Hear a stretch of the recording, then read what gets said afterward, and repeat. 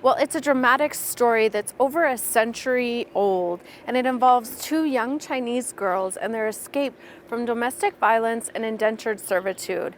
And the story has brought a nationally recognized poet to Butte to conduct research for her next book. Ghost Wa Chong Tai Company, Ghost Quang Tuc Wing Company, the merchant who owned my great-grandmother for 5 years. It's a lot to hold, but I'm glad to know more about the legacy here and seeing how well it's been preserved and honored is really powerful.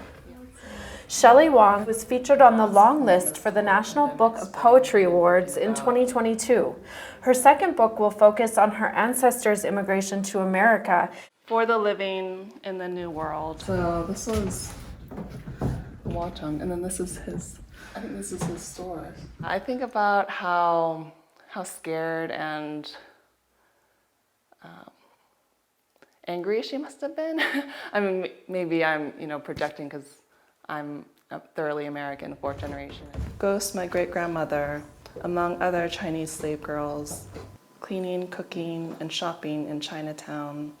Shelley came to Butte with a treasure trove of newspaper clippings, mostly gathered by one of her aunts almost 20 years ago.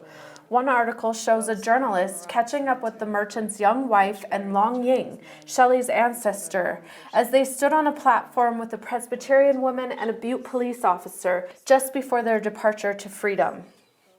Just seeing the very fair and balanced and sort of surprisingly honest coverage that they did about the abuse in the household and the situation of the indentured servants. I think to me that shows that even, in the early 1900s, they weren't doubting their story or trying to cover up the abuse or protect the merchant. After her escape to San Francisco, Long Ying married a Chinese-American citrus farmer, and Shelley says a picture of her great-grandmother with a huge smile gives her hope that she did find happiness in the end. In Butte, Megan Thompson, MTN News.